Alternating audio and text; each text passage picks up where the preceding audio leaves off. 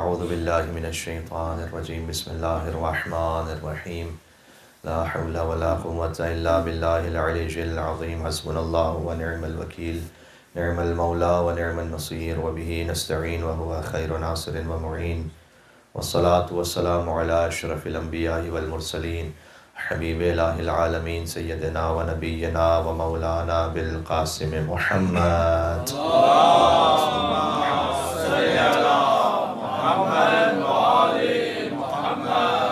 وعلى آلہ الطیبین الطاہرین المعصومین المظلومین سیما بقیت اللہ فی الارضین الذین اذهب اللہ عنہم الرجس وطہرہم تطہیرا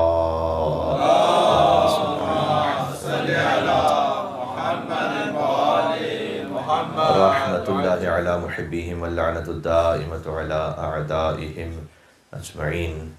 حضرت ابو طالب علیہ السلام سے منسوب جشن ہے، مولا امام زمان علیہ السلام کو یاد کرتے ہیں، ہدیہ تبریک و تہنیت پیش کرتے ہوئے آپ اپنی حاجات کو مد نظر رکھیں۔ بسم اللہ الرحمن الرحیم اللہم کن لولیک الحجۃ ابن الحسن صلواتک علیہ وعلی آبائہ فی هذه الساعة وفي كل ساعة وليا وحافظا وقائدا وناصرا ودليلا وعينا حتى تسكنه أرضك طوعا وتمتعه فيها طويلا صلوات بر محمد و آل محمد اللهم صل على محمد وآل محمد وعجل فرجهم۔ قال اللہ تبارک و تعالی فی القرآن الکریم بسم اللہ الرحمن الرحیم والضحى واللیل اذا سجى ما ودعك ربك وما قلى وللآخرة خير لك من الأولى ولسوف يعطيك ربك فترضى لم يجدك يتيما فآوى ووجدك ضالا فهدى ووجدك عائلا فأغنى نار صلوات اللهم صل على محمد وآل محمد وعجل فرجهم۔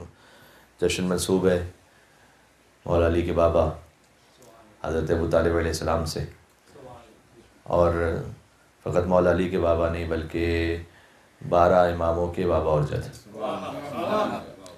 در حقیقت جو ابو طالب علیہ السلام سے دشمنی ہے وہ فضیلت کی دشمنی ہے، اس لیے کہ کافر پالنے کا موقع سارے بزرگوں کو ملا تھا، کافر پالنے کا موقع تو سارے بزرگوں کو ملا تھا، لیکن نبی پالنے کا موقع وہ سوائے علی کے باپ کے کسی کو نہیں ملا تھا۔ تو کیا شان ہے اس گود کی کہ جو اس گود میں پل جائے تو یا نبی ہو جائے یا امام ہو جائے۔ آپ تاریخ میں دیکھیے گا کہ کوئی ایسی تاریخ باقاعدہ تو نہیں ملتی کہ حضرت ابو طالب السلام کا جشن ولادت متعین کیا گیا ہو۔ وفات کی تاریخ ملتی ہے، 26 رجب المرجب ہے یا 7 رمضان ہے، بعثت کا 10واں سال، یعنی جب حضور مکرم نے اعلان نبوت فرمایا اس کے 10 سال بعد حضرت ابو طالب السلام کی وفات ہے۔ ولادت کی ایگزیکٹ تاریخ باقاعدہ تاریخوں میں متعین نہیں ہے، ہاں سال متعین ہے، حضور نبی مکرم کی ولادت سے 35 ایئرز اگو، 35 سال پہلے حضرت ابو طالب علیہ السلام کی ولادت ہوئی ہے، اور پھر 29 شوال کم سے کم برصغیر پاک و ہند میں ایک تاریخ منسوب ہو گئی حضرت ابو طالب علیہ السلام کے جشن ولادت سے۔ تو ذکر کبھی بھی کر لیجئے، ثواب ہے اور اس کی برکت ہے، اس کی فضیلت ہے۔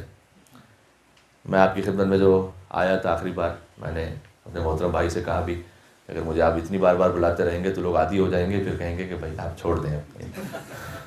نعرہ حیدری ماشاء اللہ۔ اور ایک خوشی اور مسرت بھی محسوس ہوتی ہے کہ بہرحال جہاں پر مومنین کی تعداد شاید باقی شہروں سے اتنی زیادہ نہ ہو، لیکن اس کے باوجود بھی ویک ڈے پر ایک رات میں حضرت ابو طالب السلام کے جشن میں اتنے لوگوں کا شریک ہونا اور آنا اور اس کو اہمیت دینا، اس بات کی دلیل ہے کہ آپ فرش رضا بچھا دیجئے، فرش رضا بچھا دیجئے، باقی اہتمام علی اور اولاد علی خود فرما دیتے ہیں۔ ایک مل کے صلوات بھیجیں، نام ہے در قرار ان کے بابا مولا ابو طالب علیہ الصلوۃ والسلام پر۔ اللہم صلی علی محمد وعجل فرجہم۔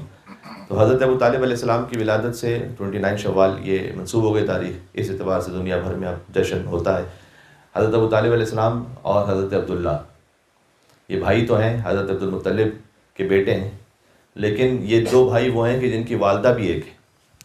حضرت عبد المطلب کے 6 ازدواج لکھے تاریخ میں، اور ان میں حضرت ابو طالب اور حضرت عبداللہ یعنی علی کے بابا اور محمد کے بابا وہ ایک والدہ سے ہیں۔ ان کا نام بھی فاطمہ ہے، یعنی حضرت ابو طالب کی والدہ کا نام بھی فاطمہ ہے، اور مولا علی کی والدہ کا نام بھی فاطمہ ہے، فاطمہ بنت اسد، اور حسنین کریمین کی والدہ کا نام بھی فاطمہ ہے۔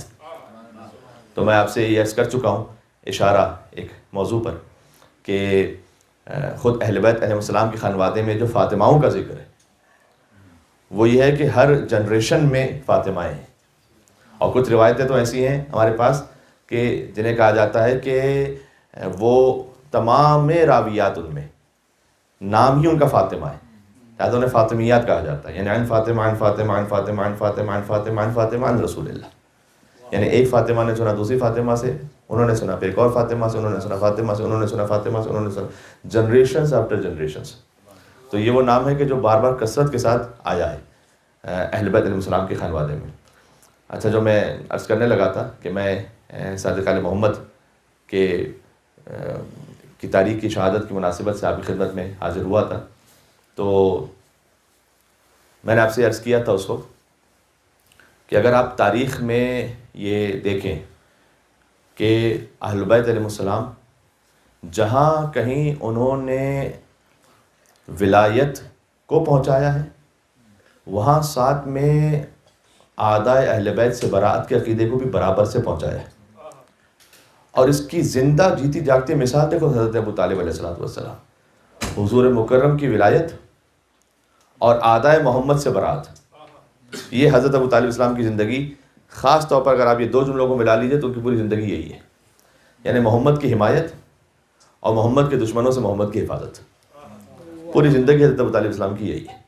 تو حضرت ابو طالب السلام کی جو ولادت ہوئی ہے وہ 35 سال پہلے حضور کی ولادت سے، اور حضرت ابو طالب اور حضرت عبداللہ یہ میں نے عرض کیا کہ باپ کے اعتبار سے بھی دونوں سگے بھائی بنتے ہیں اور ماں کے اعتبار سے سگے بھائی بنتے ہیں،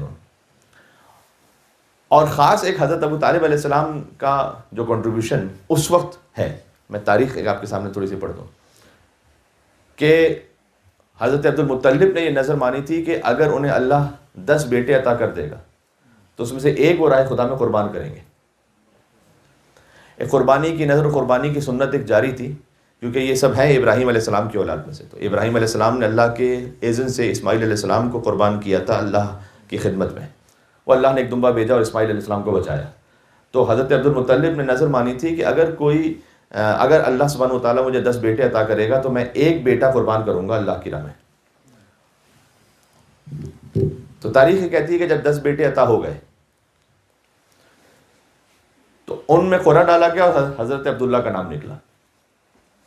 تو حضرت عبداللہ کا جب نام نکلا تو حضرت عبد المطلب اپنی نظر کو پورا کرنے کے لیے تیار ہوئے کہ وہ قربان کریں۔ تو اس وقت حضرت ابو طالب علیہ السلام نے ایک ریکویسٹ کی اپنے بابا سے کہ اگر ہم عبداللہ کو بچا لیں اور اس کے عوض 10 اونٹوں کی قربانی کریں قرعہ ڈال کر۔ ایسا یہ جو قرعہ ڈالنا ہے یہ آج بھی فقہ محمدی میں بھی بعض چیزوں میں قرعہ ڈال کر شریعت کا حکم حاصل کیا جاتا ہے، اس کی اپنی تفصیل ہے، اور دین ابراہیمی میں یہ سلسلہ اللہ سبحانہ وتعالیٰ ہی کے حکم سے جاری تھا۔ تو قرعہ ڈالا گیا حضرت عبداللہ اور 10 اونٹ، قرعہ نکلا حضرت عبداللہ، یعنی عبداللہ کی قربانی ہوگی۔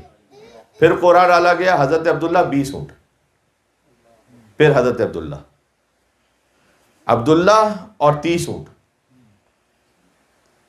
کہ اب 30 اونٹ کی قربانی کروں گا، عبداللہ اور 30 اونٹ، قرعہ پھر نکلا حضرت عبداللہ 40 اونٹ، حضرت عبداللہ 50 اونٹ، حضرت عبداللہ 60 اونٹ، حضرت عبداللہ 70 اونٹ، 80 اونٹ، 90 اونٹ، اور حضرت عبداللہ 100 اونٹ.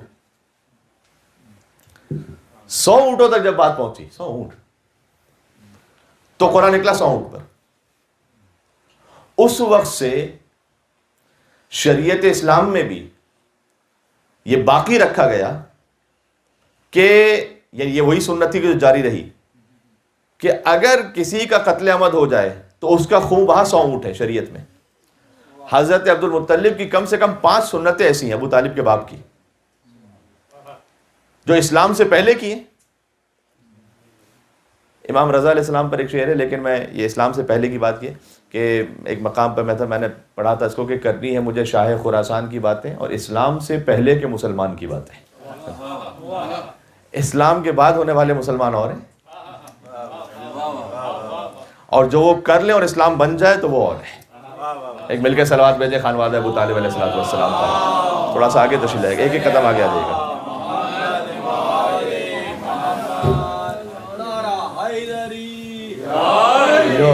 ماشاء اللہ. ایک بلندر صلوات بھیجے جشن نما محمد صلی اللہ علیہ وسلم.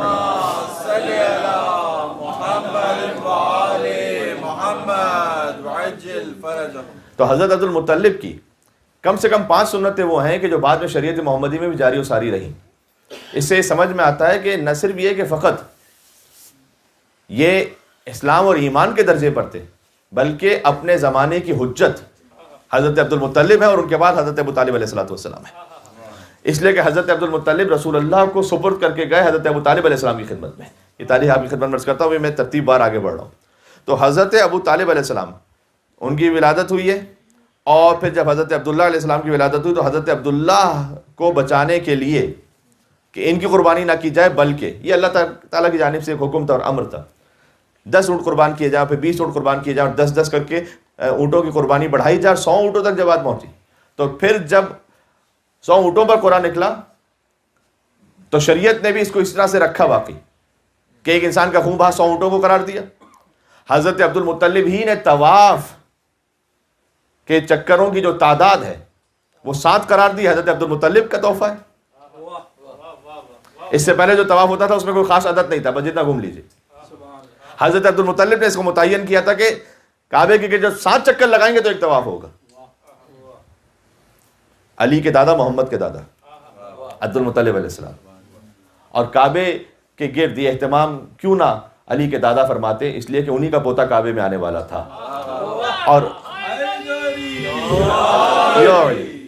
اس کی خوشخبری بھی حضرت ابو طالب علیہ السلام نے دی تھی 30 سال پہلے. وہ میں آپ کی خدمت میں عرض کرتا ہوں کہ حضرت ابو طالب علیہ السلام کے ایمان پہ فقط بات نہیں ہونی چاہیے، ان کی حجت ہونے اور عصمت پہ بات ہونی چاہیے ان کے. حضرت ابو طالب علیہ السلام تو حضرت عبد المطلب کی جو سنتیں جاری و ساری رہیں ان میں ایک ہے طواف کے عدد کو متعین کرنا، خوب بہا 100 اونٹوں کا ہونا. جب انہیں کوئی خزانہ ملتا کہیں سے، یعنی زمین میں چھپا ہوا کہیں خزانہ، تو اس کا خمس نکالنا یہ حضرت عبد المطلب نے شروع کیا، جس سنت کو اسلام نے جاری رکھا. جو خمس کی سنت ہے حضرت عبد المطلب سے شروع ہوئی. پھر خاص طور پر یہ کہ بنی ہاشم کے خانوادے میں یہ تھا کہ وہ لباس پہن کر طواف کیا کرتے تھے، ورنہ برہنہ طواف آپ جانتے ہیں کہ رائج تھا عربوں میں، اس لیے کہ وہاں پر بھی ابو جہلوں اور ابو سفیان جیسوں نے اپنی گنڈا گردی اور بدماشی اس طرح سے چلائی ہوئی تھی کہ جو جس لباس کو پہن کر طواف کرے گا وہ لباس اسے بطور ٹیکس دینا پڑے گا یہاں. اور لباس چونکہ اتنا عام نہیں ہوتا تھا وہاں پر کہ مثلا ہر ایک کے پاس 10 15 20 لباس ہو، تو اپنا لباس بچانے کی خاطر وہ لباس اتار کر طواف کر دے تاکہ یہ ٹیکس میں نہ دینا پڑے. اور اس سے پھر فحشا کا ایک سلسلہ بھی انہوں نے شروع کر رکھا تھا. تو حضرت عبد المطلب نے اس بات کا پابند کیا تھا بنی ہاشم کو، اور ان کے اطراف میں جو افراد حضرت عبد المطلب کو گویا فالو کرتے تھے یا انہیں اپنا سردار سمجھ کے چلتے تھے، وہ فقط لباس پہن کر طواف کرتے تھے. اور ظاہر ہے کہ ان پر ان لوگوں کی ابو جہلوں کی جو گنڈا گردی تھی وہ نہیں چل پاتی تھی. تو اس لیے جب آیت بھی نازل ہوئی تھی نا، سورہ توبہ کی آیتیں تھیں کہ جو مشرکوں نے طریقہ رکھا ہوا تھا کہ اب کوئی کعبے میں بتوں کی پرستش نہیں کرے گا اور برہنہ طواف اب کوئی نہیں کرے گا، تو سورہ براءت کو لے کر کون جاتا مشرکوں کے درمیان اور سناتا یہ؟ تو پہلے رسول اللہ نے کسی ایک صاحب کو دیا، وہ بھی ایک خاص وجہ سے دیا کہ پتہ چلے کہ جب دے کر لیا جائے تو پھر کیا ہے۔ اس کے بعد پھر آیت کو لے کر جب بھیجا کہ آپ سنائیے گا وہاں جا کر، اور وہ جب جانے لگے تو یہ متفق علیہ روایت ہے کہ جس پر اہل تسنن اہل تشیع نے اس بات کو لکھا ہے کہ اللہ سبحانہ وتعالیٰ نے وہی نازل کی کہ یا آپ جائیں یا رجل من کا، یا آپ میں سے کوئی ہو، آپ جیسا کوئی ہو۔ تو انہیں بلایا اور بلا کر ان سے لے کر حضرت علی ابن ابی طالب علیہ السلام کے حوالے کیا کہ آپ جائیے اور سنائیے۔ اور اس میں جو مصلحت علماء نے لکھی وہ یہ ہے کہ جا کر مشرکوں کے درمیان یہ کہنا کہ آج سے کوئی برہنہ طواف نہیں کرے گا، وہ وہی کہہ سکتا تھا کہ جس کے بزرگوں نے کبھی برہنہ طواف نہ کیا۔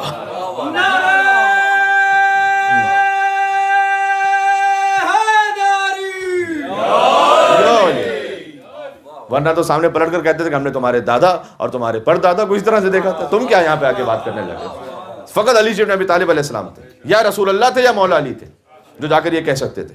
تو یہ جو اسلام کی سنتیں تھیں یہ جاری رہیں، حضرت عبد المطلب نے جنہیں جاری کیا اور وہ جاری و ساری رہیں بعد میں شریعت میں۔ خود زمزم کے کنویں کو کہ جو ناپید یعنی گمنام ہو چکا تھا، پتہ نہیں تھا لوگوں کے زمزم کا کنواں کہاں پر ہے، اس کو دریافت کیا حضرت عبد المطلب علیہ السلام نے۔ تو یہ حضرت ابو طالب علیہ السلام کے بابا کا جو کنٹریبیوشن ہے اسلام میں، اس کی اپنی ایک پوری اپنی تاریخ ہے۔ تو عبد المطلب کے بیٹے عبداللہ بھی اور حضرت ابو طالب بھی۔ حضرت ابو طالب جب حضرت عبداللہ وہ بہرحال ایک سفر پہ گئے اور وہاں پر ان کی وفات ہو گئی، یا انہیں کچھ خاص اہل کتاب سے جنہوں نے قتل کیا، اس لیے کہ وہ یہ جانتے تھے کہ ان کے صلب سے ہے ایک خاص وہ نبی کہ جس کا ہم نے تذکرہ پڑھ رکھا اپنی کتابوں میں۔ اب اس قوم کا یہ خاص طور پر نام نہیں لینا چاہتا، بہرحال تاریخ میں لکھا ہوا ہے کہ کس طریقے سے یہ فالو کرتے آئے تھے کہ حضرت عبد المطلب کو بھی اور پھر ساتھ میں حضرت عبداللہ کو بھی، کہ یہ جانتے تھے کہ ان کے صلب سے وہ آنے والا ہے آخری نبی کی جس کا ہم انتظار کر رہے ہیں۔ تو حضرت عبداللہ کو مار دیا گیا، وہ ایک سوچ کو مطمئن ہو گئے تھے کہ بھئی عبداللہ کو تو ہم نے مار دیا، اب اس کے صلب سے جو آنے والا تھا وہ نہیں آئے گا۔ اس بات سے واقف ہوئے بغیر کہ اللہ سبحانہ وتعالیٰ نے حضور مکرم کا نور صلب عبداللہ سے رحم حضرت آمنہ میں پہنچا دیا تھا۔ تو حضرت عبداللہ کی تو وفات ہو گئی یا شہادت ہو گئی، اور حضرت آمنہ جب ان کے ہاں ولادت ہوئی تو حضور مکرم کے بابا حضرت عبداللہ کی وفات ہو چکی تھی۔ تو حضور جب دنیا میں تشریف لائیں تو والد کا شاید ان کے سب پہلے ہی نہیں تھا۔ تو حضرت آمنہ کے جب حضور مکرم کی ولادت ہوئی تو بی بی فاطمہ بنت اسد انہوں نے مدد فرمائی حضرت آمنہ کی، اور اتنی زیادہ وہ خوش تھی، ذرا غور کیجئے گا اس بات پر۔ ایک مرتبہ ہوتا ہے خوش ہونا، لیکن خوشی کا ایسے اظہار کرنا کہ باقاعدہ روایت میں ثبت ہو جائے کہ حضرت بی بی فاطمہ بنت اسد نے اس قدر خوشی کا اظہار فرمایا، حضور مکرم کو اپنی گود میں لے کر آئیں حضرت ابو طالب کے پاس، عبداللہ تو اب ہے نہیں، حضرت ابو طالب کے پاس لے کر آئیں، اور جب حضرت ابو طالب کی گود میں دیا حضور مکرم کو، تو ابو طالب علیہ السلام نے اس وقت ایسا جملہ ارشاد فرمایا کہ جو ان کے علم غیب کے حامل ہونے پر دلیل ہے۔ فرمایا اسبری سبتن، اے فاطمہ بنت اسد آپ 30 سال صبر کیجئے، ابشرکی بمثلہ الا النبوہ، میں آپ کو بالکل اس محمد جیسے بیٹے کی بشارت دیتا ہوں، بس یہ کہ وہ نبی نہیں ہوگا۔ اللہ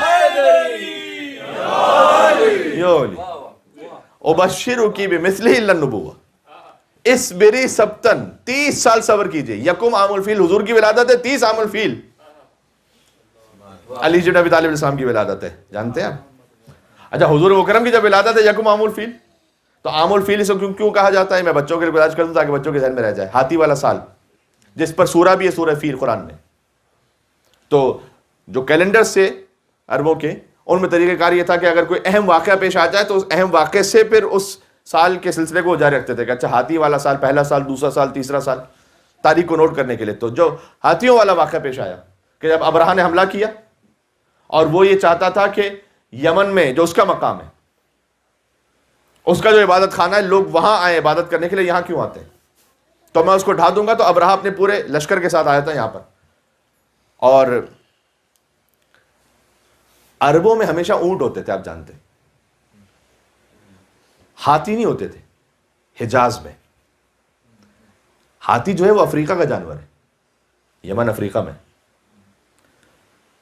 تو آپ تصور فرمائیے گا کہ کوئی نیشنل جغرافی کی ڈسکوری تو ہے نہیں کہ پہلے سے لوگوں نے دیکھا ہوا کہ دنیا میں کون سا جانور کہاں پر ہے.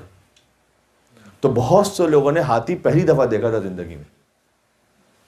وہ ہاتھیوں کا ایک لشکر لے کر آ رہا ہے اور مکہ کے قریب پہنچا ہے.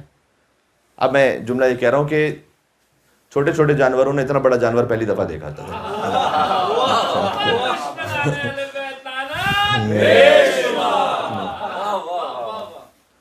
تو چھوٹے چھوٹے اتنے جانوروں نے اتنا بڑا جانور ایک ساتھ اتنی بڑی تعداد میں پہلی دفعہ دیکھا تھا. تو وہ گھبرا گئے کہ یہ کون سے اتنا بڑا جانور آ گیا, اور وہ اپنے زعم و غرور میں آیا ہے کہ میں آؤں گا کعبے کو ڈھانے کے لیے. اور اس کے بعد پھر آپ جانتے ہیں کہ حضرت عبد المطلب کی کچھ اونٹ اس نے لے لیے تھے, اور حضرت عبد المطلب جب اس کے پاس پہنچے اور جا کے بات کی کہ تیرے کچھ گماشتے آئے تھے جنہوں نے میرے اونٹ لے لیے. تو کہا کہ اچھا, میں تو سمجھتا تھا کہ تم کعبے کی حفاظت کرنے والے ہو, یہاں پر تو اپنے اونٹوں کی بات کرنے کے لیے آئے ہو. تو انہوں نے فرمایا کہ انا رب الابل و ان للبیت ربا, میں اونٹوں کا پالنے والا ہوں اور اس گھر کا بھی ایک پالنے والا ہے. اب دیکھیں دو ہی صورتیں بنتی ہیں. علامہ جوادی رحمۃ اللہ علیہ نے اس جملے کو لکھا ہے کہ یا تو حضرت عبد المطلب پہلے سے جانتے تھے کہ اللہ سبحانہ و تعالیٰ کا منصوبہ ہے کہ جب یہ آگے بڑھے گا تو کیا عذاب الہی نازل ہوگا, تو ان کے علم غیب پر دلیل ہے. بات سمجھ میں آ رہی ہے؟ اور یا حضرت عبد المطلب کی زبان کی تاثیر یہ تھی کہ انہوں نے یہ کہہ دیا تو اللہ کا یہ منصوبہ ہے اور ارادہ ہے کہ جو عبد المطلب نے کہہ دیا ہے وہ ہو کے رہے گا. دونوں صورتوں میں یا علم غیب کو مانیے یا ان کی زبان کی طہارت کو مانیے. یہ وہ عقیدہ ہے, یہ وہ معیار ہے کہ جو آپ کو ملا اہل بیت علیہ السلام کے صدقے میں حضور کے اجداد کے لیے اور مولا علی کے اجداد کے لیے. آپ کے علاوہ تو کوئی اور مسلمان ماننے والا نہیں. حضرت ابو طالب کو تو چھوڑ دیا, حضرت عبداللہ کے بارے میں حضور کے جو بابا ہیں, یہی وہ خانوادہ ہے کہ جس نے اس زمانے جاہلیت میں بھی نعوذ باللہ زنا کو بھی اور شراب کو بھی اپنے اوپر حرام کیا تھا. ان کی تاریخ میں نہ وہ فعل حرام ملتا ہے کہیں, نہ شراب ملتی ہے کہیں. اس خاطر ہے کہ سبحان اللہ, ایک عجب فقرہ ذہن میں آ گیا. امام النقی کو بلایا متوکل العین نے اپنے دربار میں, اور نعوذ باللہ ان کی اہانت کے لیے شراب آفر کی. تو ایک تو یہ کہ امام سامنے سے پلٹ کر یہ کہیں کہ یہ نجاست مجھ سے دور ہے. امام نے یہ نہیں کہا ما خامر لحمی و دمی قطو, یہ وہ نجاست ہے جو ہمارے گوشت و خون میں کبھی شامل ہی نہیں ہوئی ہے. کبھی بھی یطہرکم تطہیرا کا خانوادہ ہے یہ. سبحان اللہ, مل کے صلوات بھیجا آئے تطہیر پر. اللہم صلی علی.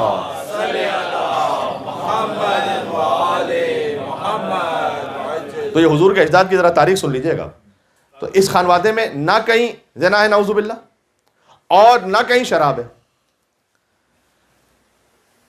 تو جب حضرت عبد المطلب نے کہہ دیا, اس کے بعد آپ جانتے ہیں کہ ابرہہ نے آگے بڑھ کر حملہ کیا. اللہ سبحانہ و تعالیٰ نے چھوٹے چھوٹے پرندوں کو بھیجا, ابابیل جنہیں کہتے ہیں, چڑیا جتنا پرندہ ہے تقریباً. اچھا کتنا اتنا چھوٹا سا پرندہ, اس کی چونچ کتنی ہوگی, اس کے اندر وہ جو کنکر ہوگا وہ کتنا ہوگا, کس کے مقابلے میں ہاتھی کے. تو پروردگار اگر ہاتھی کا لشکر تباہ کرنا ہے ہاتھی والوں کا, تو بظاہر کسی بڑی جسامت کی مخلوق کو بھیج. نہیں, اللہ کا ارادہ یہ ہے کہ جب کسی بظاہر دنیا کے مغرور بڑے کو ذلیل کرے گا تو وہ چھوٹے ہی کے ہاتھوں ذلیل کرے گا. اور یہ جو چھوٹا سا پرندہ ہے یہ کچھ کہہ دے کہ پروردگار اتنا بڑا ہاتھی ہے, تو میں کیسے جاؤں اس کے سامنے, کیونکہ اللہ کی جانب سے بھیجا گیا ہے نا. تو جب تک کام پورا نہ ہو جائے میدان چھوڑ کے جائے گا نہیں وہ. جو اللہ کی جانب سے بھیجا جاتا ہے وہ کبھی میدان سے بھاگتا نہیں ہے وہاں پر. تو چھوٹا سا ایک پرندہ ہے, اور ان چھوٹے پرندوں نے اللہ کے حکم سے ان کنکریوں کو برسایا کہ انہیں کھائے ہوئے بھوس کی طرح بنا دیا. یہ ہے یکم عام الفیل. حضور مکرم کی ولادت ہوئی. حضرت ابو طالب نے کہا اسبری سبتن, کہ آپ انتظار فرمائیے.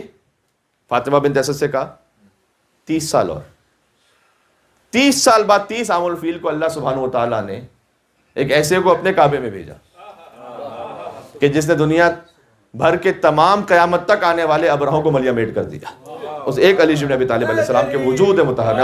یا علی. حضور مکرم کی ولادت کے 8 سال بعد تک حضرت عبد المطلب زندہ رہے. حضرت عبد المطلب کی جب وفات ہونے لگی تو حضور تھے 8 برس کے, تو حضور کو 8 برس تک پالا حضرت عبد المطلب نے. اس کے بعد حضور نے جب حضرت عبد المطلب کی وفات ہونے لگی تو اپنے بیٹوں کو جمع کیا انہوں نے, اور انہوں نے مشورتاً, جیسے ایک طریقہ ہوتا ہے, بہت سی حجتوں کا بھی طریقہ, کہ وہ پوچھتے ہیں کہ تمہارا کیا خیال ہے, کہ یہ بتلاؤ کہ اب میں دنیا سے جب جا رہا ہوں تو محمد کو کس کے ثبوت کر کے جاؤں. تو حتیٰ تاریخ میں لکھا ہوا ہے کہ بعض لوگوں نے, چونکہ عبد المطلب ہی کا ایک بیٹا ابو لہب بھی حضور کا چچا ہی ہے, تو ابو لہب کا بھی نام لیا. تو جانتے ہو حضرت عبد المطلب نے کیا جملہ کہا؟ حضرت عبد المطلب نے کہا کہ اس کی جانب سے خیر پہنچنا تو دور کی بات, اگر شر فقط نہ پہنچے تو کافی ہے. یعنی وہ پہلے سے جانتے تھے اس بات کو. ابھی تو اعلان نبوت کچھ بھی نہیں ہوا, اعلان نبوت تو حضور کا 40ویں سال ہے, ابھی تو حضور 8 برس کے فقط, کہ اگر خیر نہ پہنچے, بس شر اپنا نہ پہنچائے وہ تو کافی ہے. پھر کسی نے نام لیا حضرت عباس جو حضور کے چچا ایک اور, کہ ان کے ثبوت کر دیجئے محمد کو. کہا نہیں, وہ خشم کا, غصے کا زیادہ اظہار کر دیتا, میں اس کے ثبوت نہیں کرنا چاہتا. کسی نے تجویز دی کہ ابو طالب کے ثبوت کرے محمد کو. اس وقت روایت میں کہ حضرت عبد المطلب کے چہرے پہ مسکراہٹ آئی اور فرمایا کہ میں ابو طالب کو سب سے زیادہ مناسب اور بہتر چاہتا ہوں, پاتا ہوں کہ میں محمد کو ابو طالب کے ثبوت کروں. اور اس طرح حضور مکرم اللہ اکبر گویا ایک حجت کی آغوش سے دوسری حجت کی آغوش میں پہنچے. عبد المطلب سے ابو طالب کے پاس پہنچے حضور. اللہ اکبر.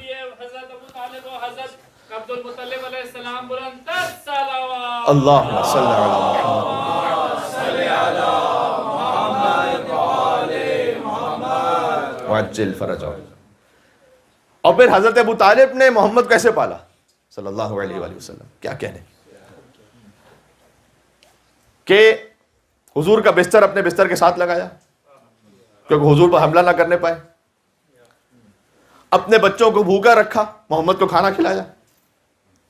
یہ خود حضور کے الفاظ ہیں, اور اس میں برابر سے شریک رہیں اس کار خیر میں بی بی فاطمہ بنت اسد سلام اللہ علیہ. اس لیے وہ پہلی خاتون جنہوں نے حضور مکرم پر اپنے ایمان کا اظہار فرمایا وہ حضرت خدیجہ تھی, اور دوسری خاتون بی بی فاطمہ بنت اسد تھی. پہلے فاطمہ کی ماں, پھر علی کی ماں.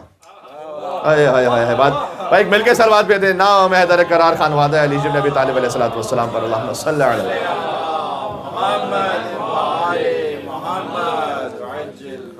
سورہ ممتحنہ میں آیت دیکھیے گا, بی بی فاطمہ بنت اسد کے لیے اللہ سبحانہ وتعالیٰ نے آیت نازل کی جب انہوں نے اپنے ایمان کا اظہار فرمایا ہے.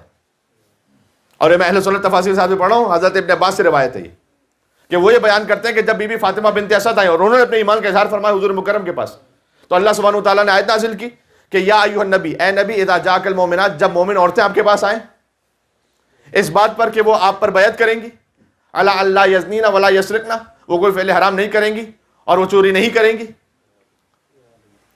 تو ان سے بیعت کو قبول کر لیجئے, ان کے لیے دعا مغفرت کیجئے.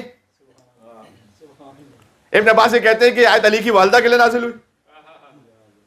حضرت ابو طالب کے لیے اللہ سبحانہ وتعالیٰ نے سورہ زحا میں فرمایا الم یجد کا یتیما فآویٰ, آج یتیم تھے تو کیا میں نے آپ کو نہیں پالا.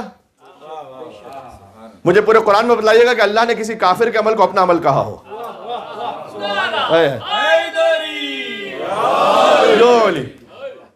تو حضرت ابو طالب کے لیے بھی قرآن میں آیت ہے, بی بی فاطمہ بنت اسد کے لیے بھی قرآن میں آیت ہے,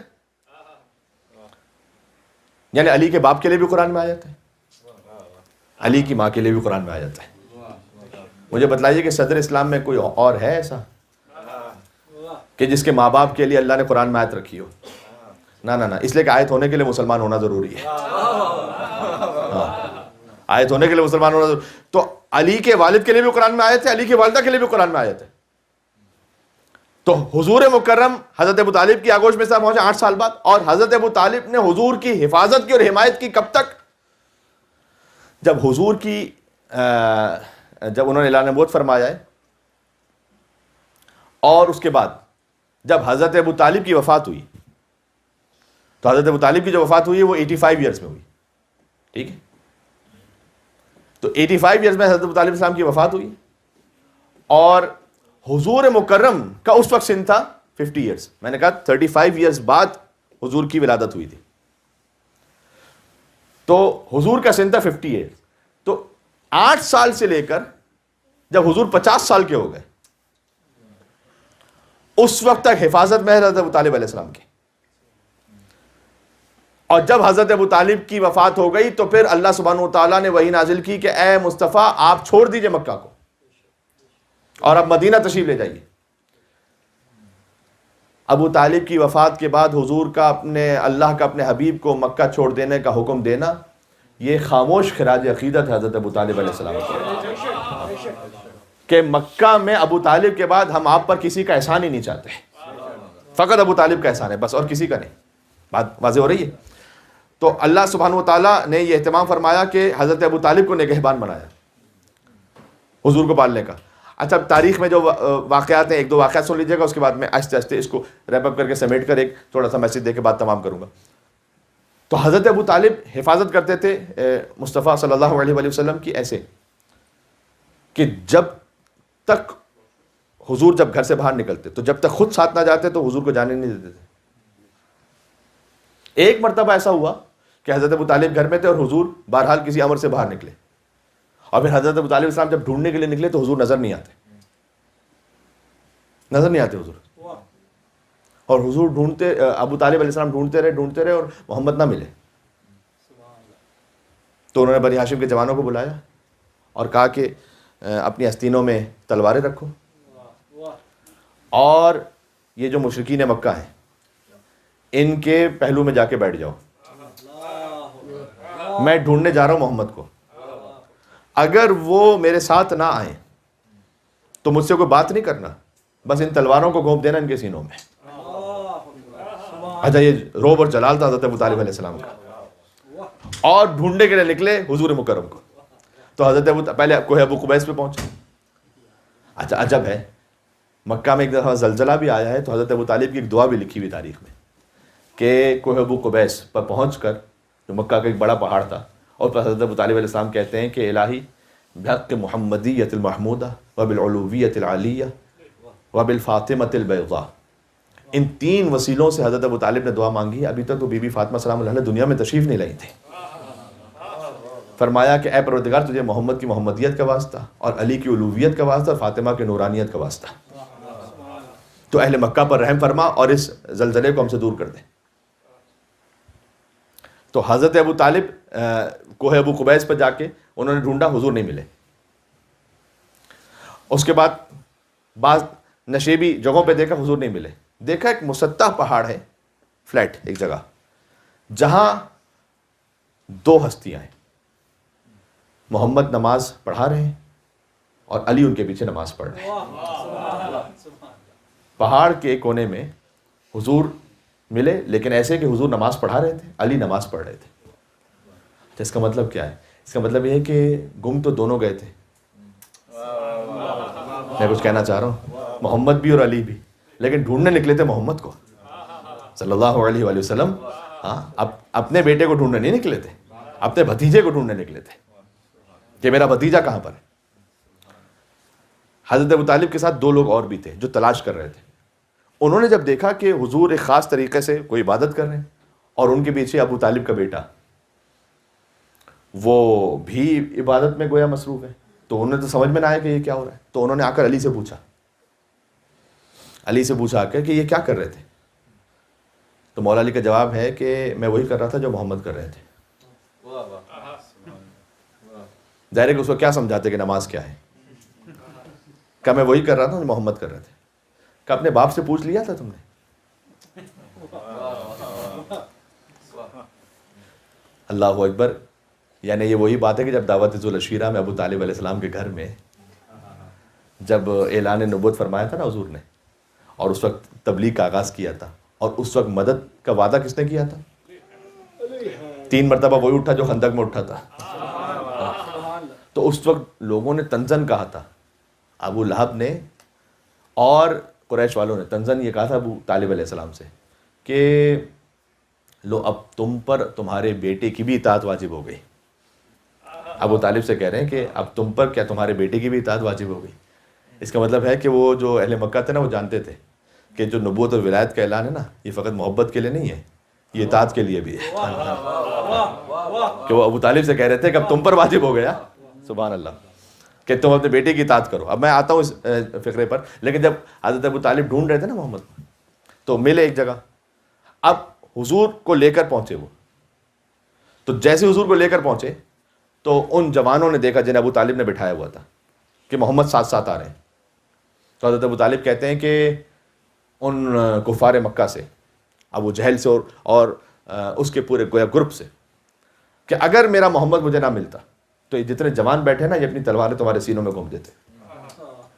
اور اس وقت حضرت ابو طالب نے ایک شعر پڑھا جو ان کے دیوان میں موجود ہے, اور یہ شعر یہ پڑھا جو کہ کسی نے پوچھا ان سے کہ ابو طالب یہ کیا اہتمام ہے اپنے بھتیجے کے لیے کہ اگر وہ نہ ملتا تو تم مار دیتے مشرکین مکہ کو.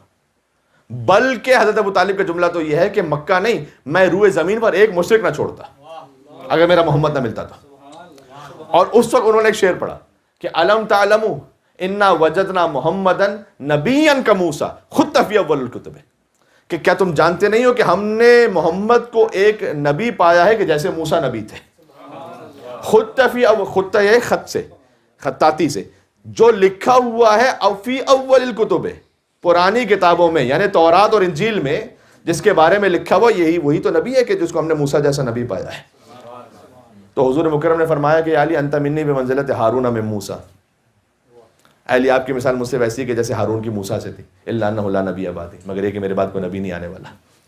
تو حضرت حضور مکرم نے جب اپنا تعارف کروایا نا تو حضرت موسیٰ علیہ السلام کے ساتھ اپنے آپ کو تشبیہ دی.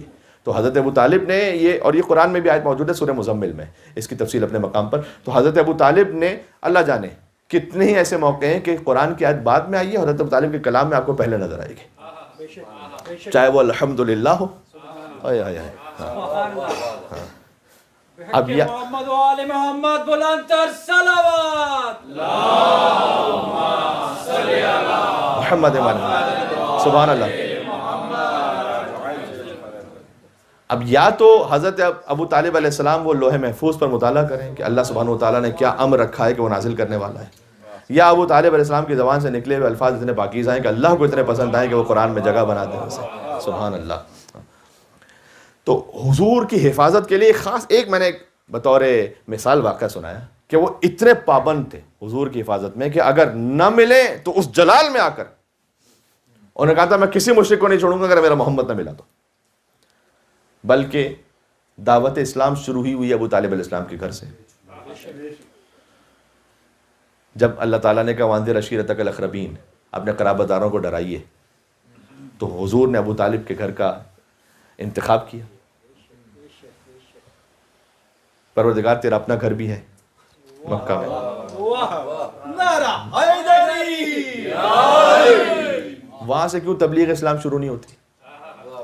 اس لیے کہ کچھ ناقابت اندیش ایسے تھے جنہوں نے خانہ خدا میں بت رکھے ہوئے تھے, اور جہاں پر بت رکھے ہوں وہاں پر توحید کا بیان نہیں ہوا کرتا. پہلا جو ایک طرح سے جلسہ ہے توحید کا وہ وہاں کہاں ہوگا کہ جہاں پر سارے بت اطراف میں رکھے ہوئے. تو پتہ چلا کہ رحمان کے گھر بت تھے, عمران کے گھر بت نہیں تھے.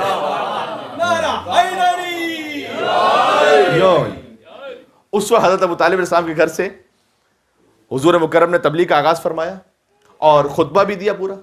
اچھا آپ جانتے ہیں اس تفصیل کو, شاید اتر کہ آپ یہاں پر کسی ویڈیو میں آپ ہماری سن بھی چکے ہوں اس پورے سلسلے کو, لیکن بہرحال میں تھوڑا سا بیان کرتے ہوئے آگے بڑھوں اور جشن کو اپنے اختتامی مراحل تک لے جاؤں.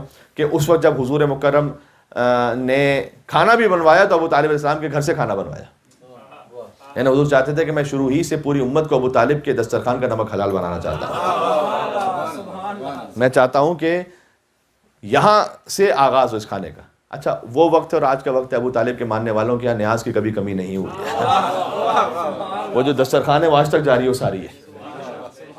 اچھا اس پر اپنے بھی تھے غیر بھی تھے. یعنی یہ کہ جب دسترخوان بچتا ہے نا جب امام حسین کے نام کا, تو اس میں پوچھا نہیں جاتا کہ تمہارا مذہب کیا ہے, تمہاری قوم کیا ہے، تمہارا قبیلہ کیا ہے. آپ جانتے نہیں مشی میں جب نجف سے کربلا جو کو پوچھتا ہے وہاں پہ کہ تم کس فرقے سے ہو، کس مذہب سے ہو، کہاں سے نہیں ہو. تو حضرت ابو طالب السلام کے دسترخوان کا جو سلسلہ شروع ہوا نا، وہ وہاں سے ایسا شروع ہوا کہ اس وقت سے لے کر آج تک کبھی بھی ابو طالب کے ماننے والوں کے یہاں تبرک و نیاز کی کمی نہیں ہوئی. دنیا کھلاتی تو یہ کہہ کر کھلاتی ہے کہ جو مستحق ہے وہ کھا کے جائے. اور اس میں خود ایک عزت نفس کی بات آ جاتی ہے کہ بھائی مستحق پہنچے وہاں پر. لیکن جو امام حسین کے نام کا دسترخوان ہے، کوئی لفظ بدل کے کہہ دوں جو ابو طالب کے خانوادے کا دسترخوان ہے، بات پہنچ رہی ہے. وہاں پر جو امیر ہے وہ بھی فقیر بن کے بیٹھتا ہے، اور جو فقیر ہے وہ بھی اس گھر کا امیر بن کے بیٹھتا ہے، اور دونوں ایک ساتھ بیٹھ کے مساوات کے ساتھ کھانا کھا کے چلے جاتے ہیں. کوئی تفریق نہیں ہوتی وہاں پر. یہ حضرت ابو طالب علیہ السلام کے گھر سے سنت جاری ہوئی کہ انہوں نے کھانے کا اہتمام فرمایا. ابو طالب علیہ السلام کے احسانات تو ملاحظہ فرمائیے گا رسول اللہ صلی اللہ علیہ وسلم پر کہ کھانے کا اہتمام فرمایا، اور کھانے کے اہتمام کے ساتھ جب حضور نے کھانا کھلا دیا، اس وقت یہ تھا کہ پہلے کھانا کھلایا، اس کے بعد گفتگو شروع کی. تو آپ گفتگو کرنا چاہتے تھے کہ ابو لہب اٹھ گیا اور اس نے شور مچایا، اور اتنا زیادہ شور مچایا کہ حضور کو بات نہیں کرنے دی حضور، اور اپنے پورے قوم قبیلے کو لے کر باہر نکل گیا ابو لہب. جب وہ جانے لگا تو حضور نے کہا کل پھر کھانا ہے، پھر آنا. اس لیے بہت سے لوگ ہیں کہ جو مجلس کا بیک آؤٹ کر دیتے ہیں لیکن نیاز کا بیک آؤٹ نہیں کرتے ہیں.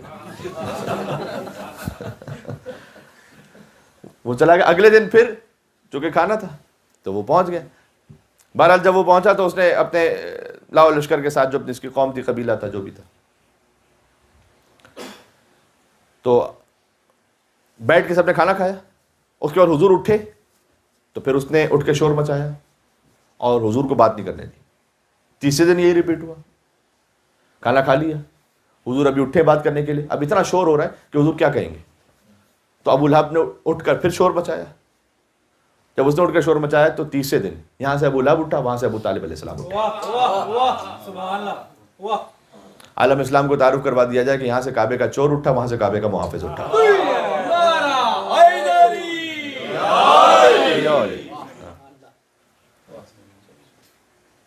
یہاں سے گویا کذاب اٹھا، اور یہاں سے 14 صادقین کا باب اٹھا. 14 صادقین کا باب اٹھا، اور اٹھ کر یہ کہا کہ اس کو تیا ہے مار، اے گدھے چپ ہو جا.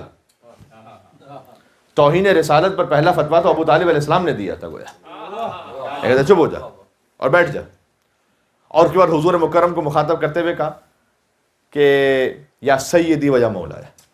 بڑا مشکل ہوتا ہے ایک وقت میں دو مختلف کیفیتیں اپنے اوپر طاری کرنا.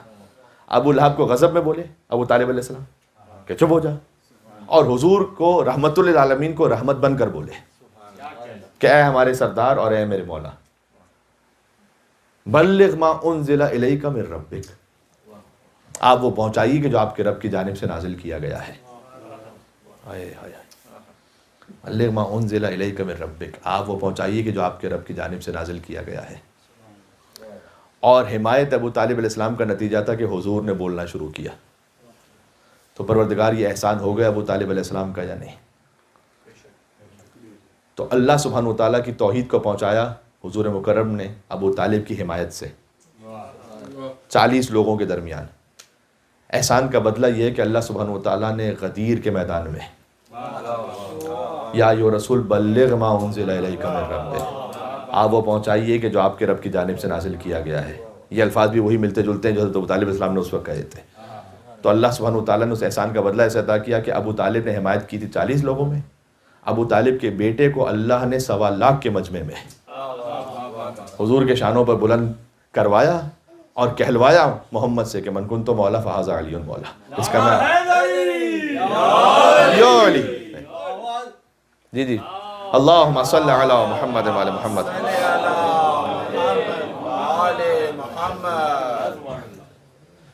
اچھا، یہ سلسلہ جاری و ساری رہا.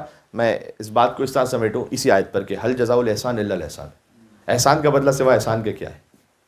تو احسان ہے 2 ہستیوں کا حضور پر، ایک ابو طالب کا، ایک بی بی خدیجہ کا. دونوں کا احسان ہے اپنے اپنے مقام پر. تو پروردگار اس احسان کا بدلہ کیا ہے؟ تو اللہ نے ایک کو کل ایمان کا باپ بنایا، ایک کو صاحب تطہیر کی ماں بنایا. یہ اللہ سبحانہ وتعالیٰ نے احسان کا بدلہ ایسے عطا فرمایا، اور احسان اس طرح سے بھی عطا کیا. دیکھیں عمران نے تو احمد مختار کو پالا، سرکار نے پھر حیدر کرار کو پالا. علی پلتے رہے رسول اللہ کے گھر میں، محمد پلے ہیں ابو طالب کے گھر میں، اور علی پلے ہیں مصطفیٰ کے گھر میں. کیونکہ علی مصطفیٰ کے ساتھ ساتھ ہوتے تھے، کہتے کن تو اتبع اتباع الفصیل اثرہم میں محمد کے پیچھے ایسے چلا کرتا تھا کہ جیسے اونٹنی کا بچہ اپنی ماں کے پیچھے چلتا ہے. یہ نہج البلاغہ میں میرے مولا کا جملہ ہے. تو عمران نے تو احمد مختار کو پالا، سرکار نے پھر حیدر کرار کو پالا، کرار نے حسنین سے شاہکار کو پالا، اور ہر دور کے سردار نے سردار کو پالا. یہ تو اللہ تعالیٰ کا نظام ہے. عمران نے تو احمد مختار کو پالا، سرکار نے پھر حیدر کرار کو پالا، کرار نے حسنین سے شاہکار کو پالا، ہر دور کے سردار نے سردار کو پالا. مولا علی نے پالا امام حسنین کریمین کو، امام حسین نے پالا امام سجاد علیہ السلام کو، امام سجاد نے امام باقر علیہ السلام، امام باقر نے، یہ ہر دور کے سردار نے سردار کو پالا. میں ایک جملے پر آ رہا ہوں، ہر دور کے سردار نے سردار کو پالا. امام باقر نے امام جعفر صادق، امام جعفر صادق نے امام موسیٰ کاظم، امام موسیٰ کاظم نے امام رضا، امام رضا نے امام تقی، امام تقی نے امام نقی، امام نقی نے امام عسکری، امام عسکری نے امام زمانہ علیہ السلام، امام مہدی جل اللہ تعالیٰ فرجہ شریف کو پالا. ایک آخری فقرے پر آ گیا ہوں. حضرت حجت 5 برس کے تھے، امام حسن عسکری کی شہادت ہو گئی. اب کون پال رہا ہے امام زمانہ علیہ السلام، امام مہدی کو؟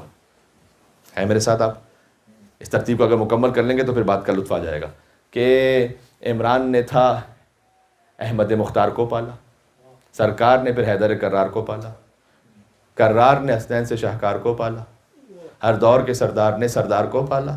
ایک پردہ توحید میں خود ڈھال رہا ہے، ایک پردہ توحید میں خود ڈھال رہا ہے، اور مہدی کو حجابوں میں خدا پال رہا ہے.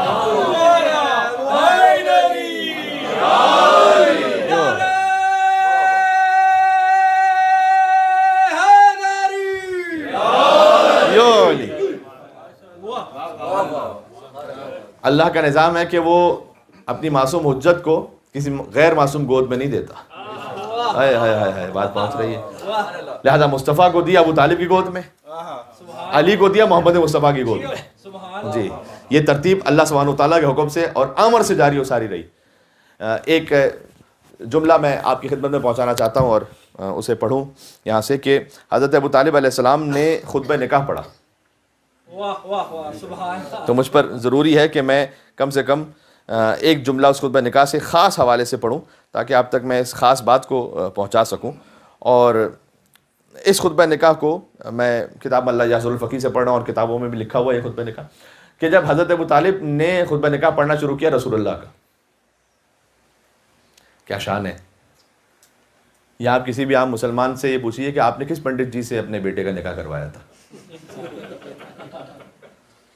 تو مارنے دوڑنے سے بچائے کتنا ہی لبرل کیوں نہ ہو، اگر آپ کا دماغ خراب ہے میں مسلمان میں لا الہ الا اللہ محمد رسول اللہ پڑھتا ہوں.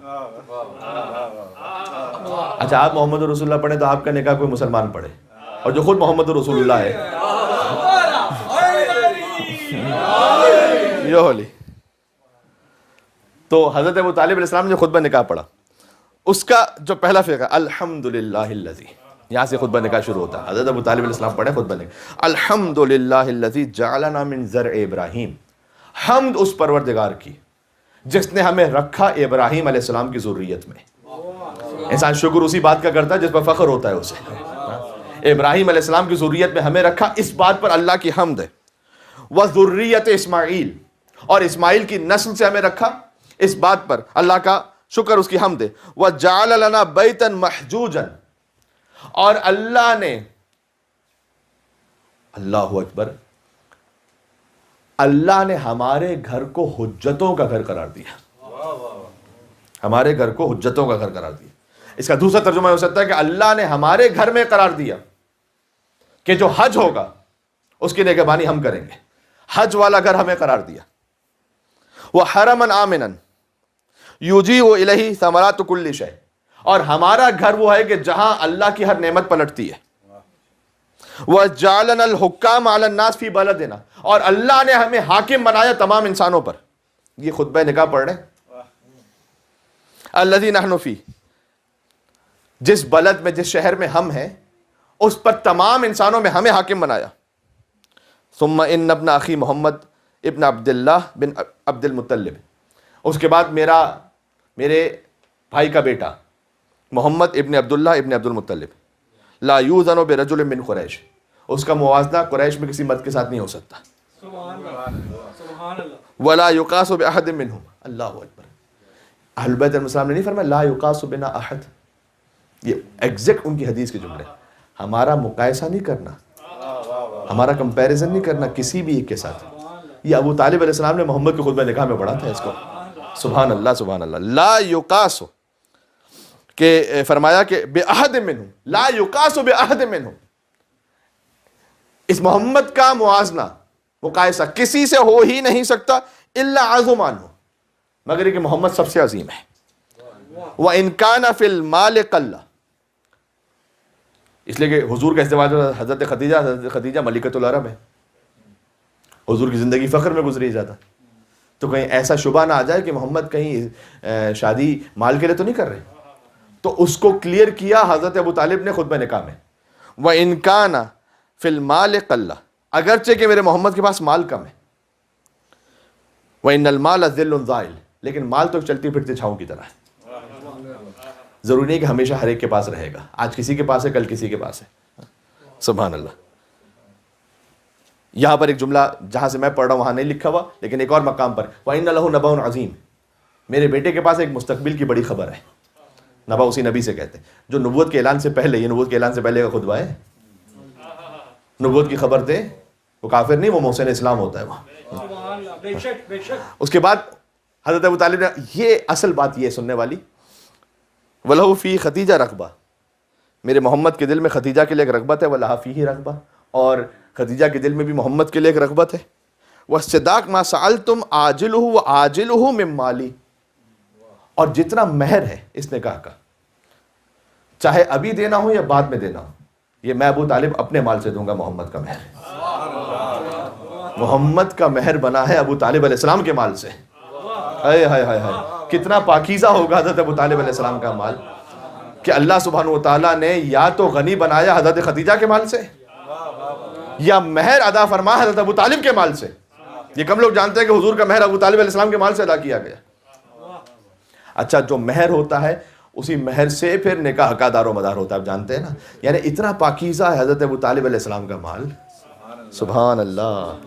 کہ حضرت ابو طالب نے کہا کہ میں یہ مہر ادا کروں گا اپنے مال سے.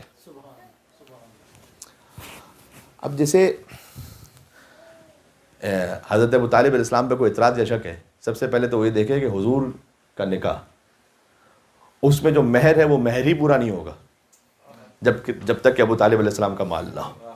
اس لیے یہ کنٹریبیوشن حضرت ابو طالب علیہ السلام کا ایسا ہے کہ نسل بعد نسل، امام باقر، ان کے بعد امام صادق، ان کے بعد امام رضا، جب کہیں حضرت ابو طالب کا ذکر آیا اتنا عظمت اور ادب و احترام سے یاد کیا.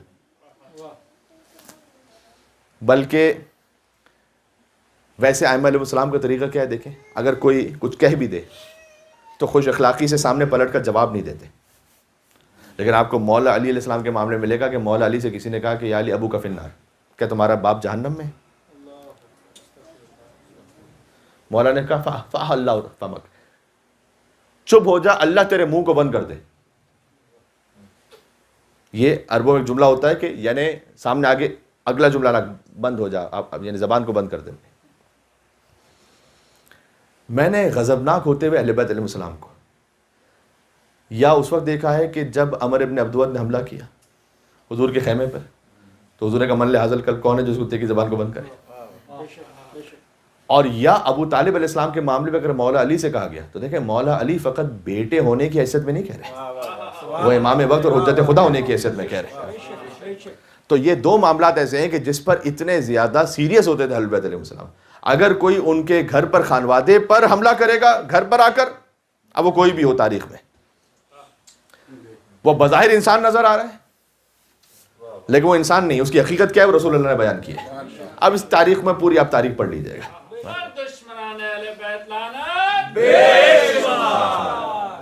دوسری طرف سے اچھا وہ جانور کے جو اہل بیت علیہ السلام کا وفادار رہا، اس کا اہتمام دیکھیے اور احترام دیکھیے. میں جو کہہ رہا تھا جملہ اور پھر وہ بات بہرحال آگے بڑھ گئی تھی. امام صادق علیہ السلام کے پاس کسی نے آ کر کہا تھا کہ مولا اس بار آپ حج پہ گئے تھے, سنا رش بہت تھا. امام نے کہا نا, ما حججت الا انا وناقتی وعلی بن یقطین, حج تو کسی نے کیا ہی نہیں, حج فقط میں نے کیا, میرے ناقے نے کیا اور علی بن یقطین نے کیا تھا.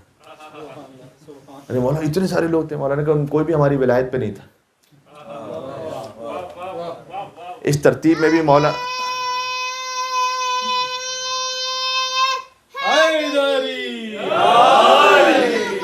اللہم صلی علی محمد و علی محمد. اس ترتیب میں بھی مولا نے پہلے اپنا نام لیا, پھر اپنے ناقے کا نام لیا, پھر علی بن یقطین کا نام لیا. یعنی جس ناقے پہ بیٹھ کے امام صادق علیہ السلام نے حج کیا تھا, اس ناقے کی عظمت یہ کہ امام نے کہا کہ ما حججت الا انا وناقتی وعلی بن یقطین, حج تو کسی نے کیا نہیں, صرف میں نے کیا, میرے ناقے نے کیا. ناقے نے حج کیا ہے کیونکہ امام کا خدمت گزار ہے.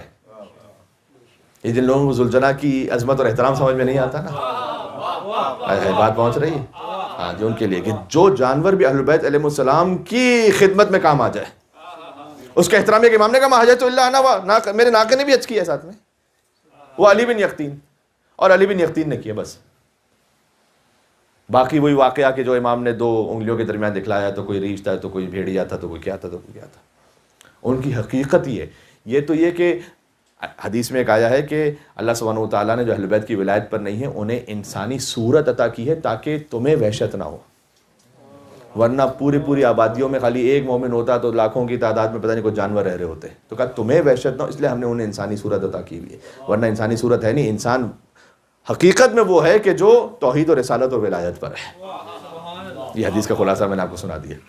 تو جہاں سے بات کو میں کنکلوڈ کروں کہ جب ائمہ علیہ السلام سے کہا جاتا تو مثلا کبھی انہوں نے جواب دیا کہ تم ابو طالب کے ایمان پر ہم سے سوال کرتے ہو, لوگ کیا کہتے ہیں, لوگ تو نعوذ باللہ کہا کہ انہیں خارج اسلام کہتے ہیں. تو امام نے جواب دیا کہ قیامت میں جب اللہ ابو طالب کے ایمان کو تولے گا نا, تو اللہ کی تمام مخلوق, یہ امام کا لفظ ہے, تمام مخلوق وہ ترازو کے ایک طرف اور ابو طالب کا ایمان ایک طرف ہو. ہائے ہائے ہائے. فرمایا تو ابو طالب علیہ السلام کا ایمان اللہ کی تمام مخلوقات کے ایمان پر غالب اور بھاری ہوگا, کیونکہ اسد اللہ الغالب امیر المومنین علی بن ابی طالب کا بیٹا ہے, کیا کہ بابا ہے. تو اس لیے, اور پھر فرمایا کہ جب ابو طالب علیہ السلام بھی تشریف لائیں گے, تو جب وہ تشریف لائیں گے قیامت میں, تو ان کا نور اتنا زیادہ ہوگا کہ ہر نبی, ہر وصی کا نور مان پڑ جائے گا. فرمایا سوائے 5 انوار کے, اسماء خمسہ طیبہ, ان کے انوار کے علاوہ سب کا نور مان پڑ جائے گا جب ابو طالب تشریف لائیں گے میدان محشر میں بھی. ہائے ہائے ہائے. تو حضرت ابو طالب اسلام کی ولادت سے لے کر, میں ایک روایت سناتے کم سے کم قیامت کا ایک احوال میں نے بھی خدمت میں عرض کر دیا کہ جب ابو طالب علیہ السلام بھی تشریف لائیں گے تو ان کا نور قیامت میں بھی کس کیفیت کا ہوگا, اس شان کے ساتھ ہوگا. قصر ابو طالب میں گفتگو ہو رہی ہے تو زیادہ مجھے تو جملہ کہنا تھا, اور جشن ابو طالب علیہ السلام کے اہتمام پر مجھ پر یہ فرض تھا کہ میں بات آپ کی خدمت میں پہنچاؤں. تو مولا علیہ السلام نے اس وقت کیا کہا کہ اللہ تیرے منہ کو بند کر دے. پھر اس کے بعد کہا کہ میرا باپ جہنم میں, وانا قسیم الجنت والنار,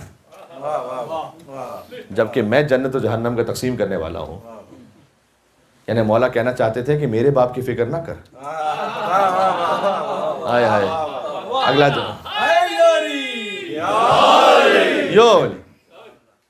تو اپنے باپ کی فکر کر کے وہ کہاں جانے والا ہے, اس لیے کہ میں جنت و جہنم کا تقسیم کرنے والا ہوں. امام زین العابدین سے کسی نے کہا کہ کیا ابو طالب مومن تھے, تو ان کے ایمان پر دلیل کیا ہے؟ کہ یہ کہ حضور نے کبھی بھی فاطمہ بنت اسد کو ابو طالب سے جدا نہیں کیا, جبکہ فاطمہ بنت اسد مومنہ تھی. یہ امام زین العابدین علیہ السلام نے دلیل پیش کی ہے کہ اللہ سبحانہ وتعالیٰ نے حکم دیا تھا کہ اگر شوہر اور زوجہ میں سے کوئی ایک مومن ہو جائے تو ان کا نکاح خود بخود ختم ہو جاتا ہے, جبکہ اللہ سبحانہ وتعالیٰ کے حکم پر حضور مکرم نے, پھر امام علیہ السلام نے کچھ مثالیں دیں, لیکن کبھی بھی فاطمہ بنت اسد کو ابو طالب سے جدا نہیں کیا. یہ خود اس بات کی دلیل ہے. پھر اللہ سبحانہ وتعالیٰ نے بہرحال سب سے بڑی نعمت تو میں یہ کہتا ہوں کہ ابو طالب علیہ السلام کے حصے میں رکھی کہ ان کے بیٹے کو اپنے گھر میں بلایا. اللہ کا چراغ جلے گا ابو طالب کے گھر میں, ابو طالب کا چراغ جلے گا اللہ کے گھر میں. اور اللہ سبحانہ وتعالیٰ نے اپنے گھر میں, یہ خاص الخاص ایسا اہتمام ہے کہ جو ابو طالب کے بیٹے کو ہی حاصل ہے اور کسی کو حاصل نہیں ہے. اور جب یہ اہتمام اللہ نے کیا تھا تو اس وقت سارا مکہ آ گیا تھا یہ دیکھنے کے لیے کہ کیا ہوا، کیا ابو طالب کی زوجہ گئی ہیں کعبے کے اندر اور دیوار بند ہو گئی ہے اور قفل کھلتا نہیں ہے.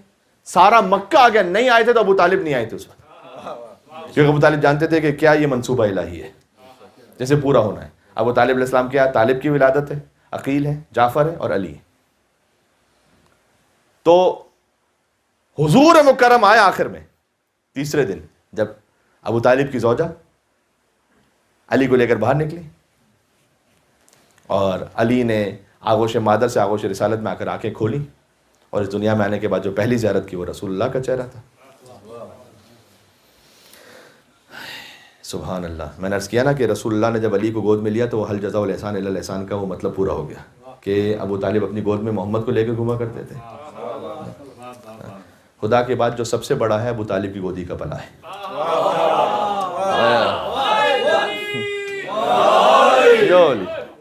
خدا کے بات تمام ہو گئی یہاں پر. خدا کے بعد جو سب سے بڑا ہے برائے خوشنودی حضرت ابو طالب علیہ السلام بلند تر صلوات. اللہم صلی علی محمد. فقط ایک حجت نہیں، میں تو چاہتا تھا کہ میں یہ والا شعر نہ پڑھتا اس لیے کہ یہ کئی مرتبہ ریپیٹ ہو کے اس کتاب تک پہنچ گیا ہوں، لیکن بہرحال مجھے میرے محترم ساتھی عزیز نے یہ کہا کہ میں اس بات کو ضرور پڑھوں یہاں پر کہ فقط ایک نہیں بلکہ 12 اماموں کا باپ ہے ابو طالب. تو جو سلسلہ ہے وہ حیدر ہوں کہ حسنین کے سجاد خدا ہوں، اور باقر ہوں کہ جعفر ہوں کہ موسیٰ کے رضا ہوں، اور جواد تقی ہوں یا نقی مست دعا ہوں، یا سرکار حسن عسکر یا انجم بقبا ہوں، یا مہدی آخر کے حجابوں میں چھپا ہوں. آخری جملہ، ہر جز اسی پے کرے غالب سے ملے گا، ہر جز اسی پے کرے غالب سے ملے گا، اور ہر فرد کا شجرہ ابو طالب سے ملے گا. مولانا صاحب کی صحت سلامتی کے لیے بلند تر صلوات. ارے مومن کہ اللہ صلی علی کیا بات، آپ کی کیا بات، سبحان اللہ. تو ہر جز اسی پے کرے غالب سے ملے گا، اور ہر فرد کا شجرہ ابو طالب سے ملے گا. ہر خیر کا احترام ابو طالب علیہ السلام پر ہے، ہر حجت کا سلسلہ جڑتا ہے ابو طالب علیہ السلام پر. سبحان اللہ سبحان اللہ. تو اللہ سبحانہ وتعالیٰ نے اہتمام کیا ہے علی کے باپ کے لیے، اور میں نے کہا کہ علی کے باپ کے لیے بھی قرآن، وہ جملہ میں نے کہا تھا آپ کی سماعتوں کو محسوس کرتے ہوئے میں نے آدھا کہا تھا آدھا روکا تھا، اب مجھے لگتا ہے کہ مجھے کہنا چاہیے پورا. علی کے باپ کے لیے بھی قرآن میں آیت ہے، علی کی ماں کے لیے بھی قرآن میں آیت ہے، کسی اور کے ماں باپ کے لیے قرآن میں آیت نہیں ہے. اس لیے میں نے یہ کہا تھا کہ آیت ہونے کے لیے مسلمان ہونا ضروری ہے. میں اب ایک جملہ اور آگے بڑھا رہا ہوں، اور اس مسلمان ہونے سے پہلے معلوم ہونا ضروری ہے.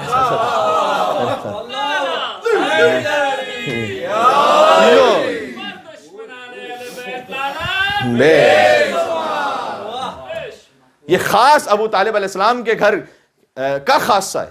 آپ تاریخ میں جا کے دیکھ لیجئے گا کہ بنی ہاشم میں نکاح کی سنت بھی جو تھی وہ بنی ہاشم کے یہاں پر تھی، اور آپ کو نکاح کی سنت بھی کہاں ملے گی. تو بنی ہاشم کا خانوادہ وہ ہے، اور اس سے میری مراد عبد المطلب اور ابو طالب کا گھر ہے، کہ جہاں پر نکاح کی سنت ہے، جہاں پر پہلے حرام نعوذ باللہ زنا نہیں ہے، جہاں پر شراب نہیں ہے، جہاں پر بت پرستی نہیں ہے. لہٰذا علی کو کہا جاتا ہے کرم اللہ وجہہ. کرم اللہ وجہہ شیعہ نہیں کہتے، سنی کہتے، ہم تو علیہ السلام کہتے ہیں، اللہ کا درود و سلام ہو مولا علی پر، لیکن اہل سنت کہتے ہیں کرم اللہ وجہہ. اب کہنا کم کرتے ہیں، پہلے تو کثرت سے کہتے تھے. پہلے تو جس اخبار میں مولا علیہ السلام کا نام چپتا تھا، پاکستان کی بات کر رہا ہوں میں، وہاں پر رضی اللہ تعالیٰ عنہ نے لکھا ہوتا تھا، وہاں پر مولا علی کے ساتھ لکھا ہوتا تھا کرم اللہ وجہہ. جہاں ٹی وی پر گفتگو ہوتی تھی مولا علی کرم اللہ وجہ، امام علی کرم اللہ، امام نہ بھی کہیں، حضرت علی کرم اللہ وجہہ، کرم اللہ وجہہ. تو کرم اللہ وجہہ کا مطلب کیا ہے؟ وہ آپ نے پوچھا بزرگوں سے کہ کرم اللہ وجہہ اچھا لقب ہے یا برا ہے؟ کیا بات کرے، اتنی اچھی بات ہے یہ تو پھر یہ دوسروں کے ساتھ کیوں نہیں کہتے؟ بھائی اگر بہت اچھی بات ہے تو کہیے دوسروں کے ساتھ، حضرت فلاں کرم اللہ وجہہ. کرم اللہ وجہہ کا مطلب کرم اللہ، اللہ نے کرامت عطا کی وجہ جس کے چہرے کو، یہ مطلب ہے کرم اللہ وجہہ کا. میں ابو طالب علیہ السلام کے گھر کی بات کر کے اہتمام کر رہا ہوں. کرم اللہ وجہہ، اللہ نے جس کے چہرے کو کرامت عطا کی ہے، جس کے چہرے کو کرامت عطا کی ہے. کیوں کہ اس لیے کہ چہرہ کبھی بتوں کے آگے نہیں جھکا. یہ بزرگ علماء اہل سنت لکھا ہے اس کی وجہ. میں کہہ رہا ہوں علیہ السلام تو ہم کہتے ہیں کرم اللہ وجہہ تو ہم کہتے نہیں, تو وجہ انہوں نے بیان کی ہے کہ کرم اللہ وجہہ کیوں کہتے ہیں, کہ اس لیے کہ علی وہ ہیں کہ جن کا چہرہ کبھی بھی بتوں کے آگے نہیں جھکا, اس لیے اللہ نے اس چہرے کو عزت اور کرامت عطا کی. آپ کی توجہ ہے تو میں بات کہوں, علی یعنی بچپن میں تھے 2 سال کے تھے, علی کا چہرہ بتوں کے آگے نہیں جھکا. تو بچے تو وہی کرتے ہیں جو باپ کو کرتا ہوا دیکھ رہے ہوتے ہیں. جن بچوں کے ہاں جو ایسے خانوادے میں رہتے ہیں نماز جہاں پابندی سے پڑھی جائے, تو بچے بھی آپ دیکھیں گے مصلی پہ آگے کھڑے ہو جاتے ہیں, اٹھ رہے ہیں بیٹھ رہے ہیں. جس گھر میں نماز نہ پڑھی جائے, ہو سکتا ہے بعد میں بچہ خود بڑا ہو کر نماز سب کا بھی پابند ہو جائے, لیکن بچپن میں اس کو نماز کا نہیں پتا ہوگا اگر اس کے گھر میں نماز نہیں پڑھی جاتی. تو بات سمجھ آ رہی؟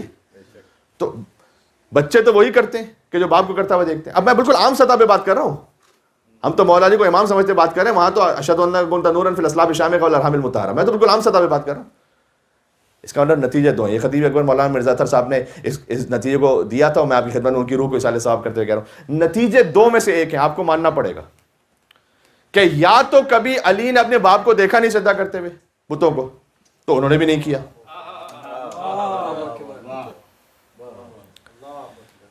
تو ابو طالب کو مومن مانو. یا علی خود سے اس بات کو جانتے تھے کہ بچپن ہی سے انہیں معلوم تھا کہ بتوں کو سجدہ کرنا حرام ہے, تو علی کو امام مانو.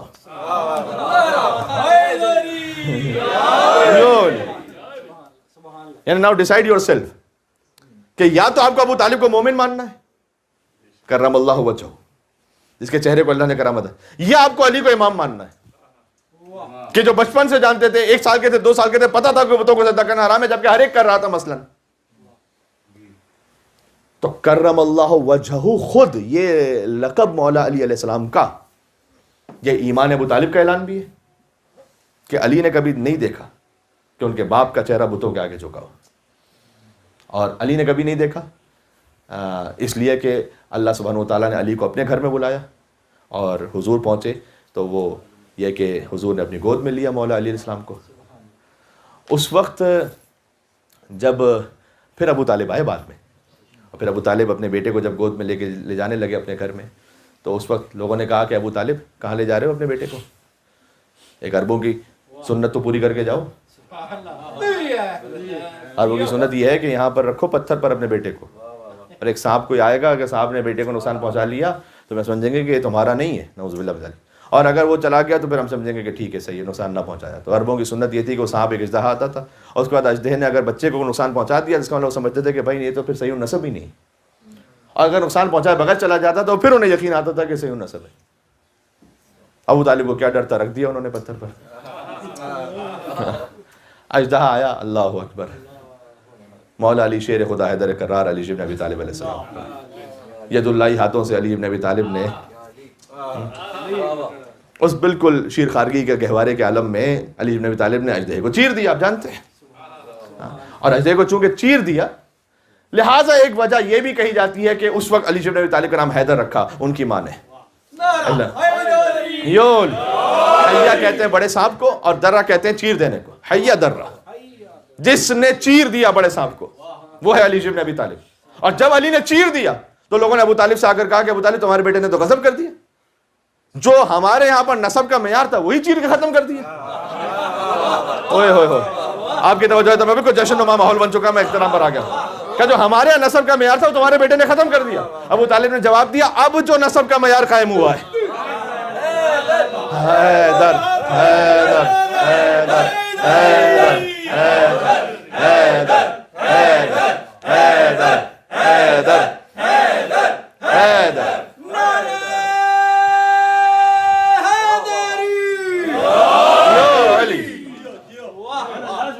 اب جو اس بیٹے کی محبت پر ہوگا وہ صحیح النسب ہوگا. یہ معیار قائم کر دیا اللہ سبحانہ و تعالیٰ نے ہمیشہ کے لیے, قیامت تک کے لیے, اب رہتی قیامت تک کے لیے محبت علی معیار ہے اور ولایت علی معیار ہے.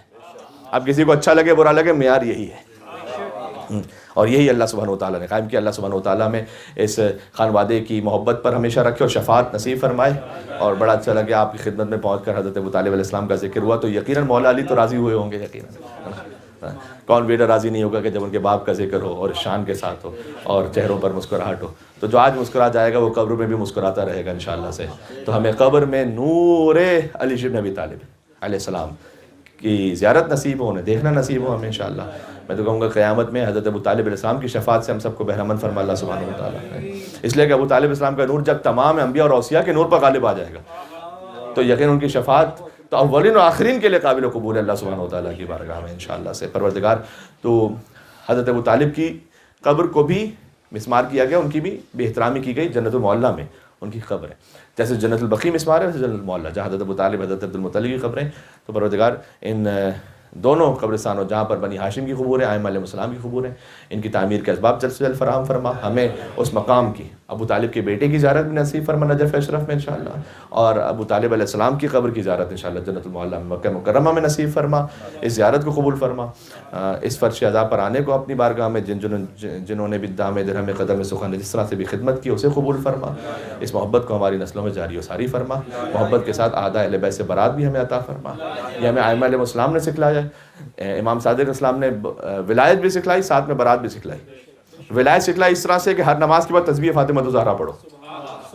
کیا امام نے یہ نہیں کہا کہ یہ ایک تسبیح جو ہے وہ 1000 مستحب نمازوں سے افضل ہے؟ 1000 مستحب نمازیں کبھی سوچئے گا تو سوچ کے ہی اگر پڑھنی پڑ جائے کبھی. آپ میں سے اعمال کیے میں مسجد کوفہ مسجد سہلا کے آپ لوگوں نے ماشاءاللہ سے کئی لوگوں نے کیے ہوں گے. تو وہاں پر جب نمازیں ہو رہی ہوتی ہیں ایک کے بعد ایک, تو تقریباً ٹوٹل ملا کے کچھ 22-24 رکعتیں. تو جب آخری مقام آتا ہے نا مسجد سہلا میں, مجھے یاد ہے, تو وہاں پر ہے مقام انبیاء و صالحین, وہاں پر 2 رکعت نماز پڑھیں. تو ایک صاحب نے مجھ سے آ کے کہا کہ مولانا صاحب شکر ہے سارے انبیاء نے ایک ہی جگہ نماز پڑھ لی کہ ہم بھی ایک ہی جگہ نماز پڑھ لی.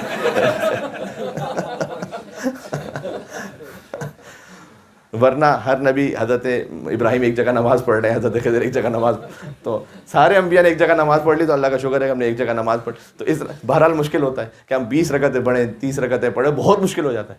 1000 رکعتیں گھٹنے چل جائیں گے, جنا سرور زخمی ہو جائے گا اگر 1000 رکعتیں واقعی کوئی پڑھ لے. امام نے فرمایا ہے کہ نماز کے بعد بیٹھ کے تسبیح فاطمہ الزہرا پڑھو. ارے مولانا یہ کیا ایک تسبیح 1000 رکعت؟ تو علی کی ایک ضرب ثقلین کی عبادت سے افضل نہیں ہے کیا؟ تو اللہ کیا کب سے کوانٹٹی معیار ہونے لگی ہے؟ اللہ کیا تو وہ کوالٹی معیار ہے جو اللہ نے چاہے وہ کرو. ابلیس کہہ رہا ہے کہ 1000 سجدے کرو, اللہ نے کہا نہیں 1000 نہیں, ایک چاہیے, یہ ایک چاہیے سجدہ, یہ ایک ہی کرو بس.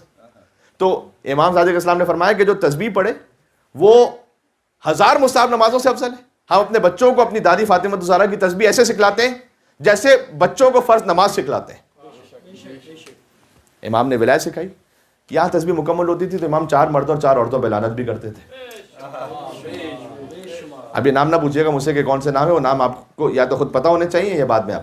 تو امام نے نماز پڑھوا کر اللہ کا عبادت گزار بنایا, نماز کے بعد تسبیح پڑھوا کر مولائی بنوایا, اور تسبیح کے بعد 4 مردوں 4 عورتوں پہ لعنت بھجوا کر تبرعی بنوایا. تو یہ پورا دین یہ ہے. تو آپ کو ولایت بھی آپ کے پاس ہونی چاہیے, عبادت بھی ہونی چاہیے, ولایت ہونی چاہیے اور برات ہونی چاہیے.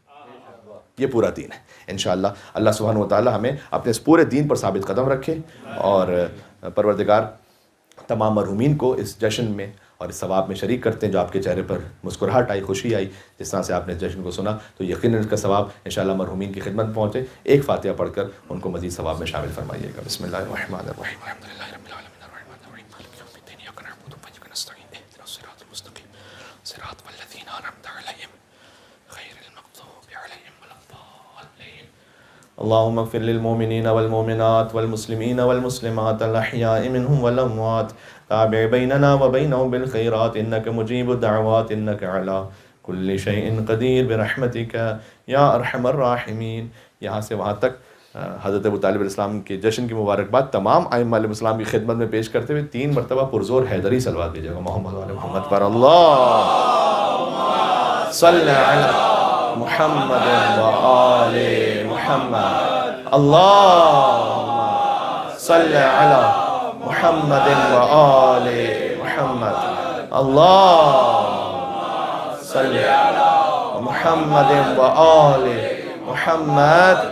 وعجل فرجہم، اور اس جشن کی تکمیل اس وقت ہوگی کہ جب آپ ایک پرزور حیدری نعرہ ایسے لگائیں گے کہ نجف عشرت تک ایک مل کے اجتماعی نعرہ لگائیں.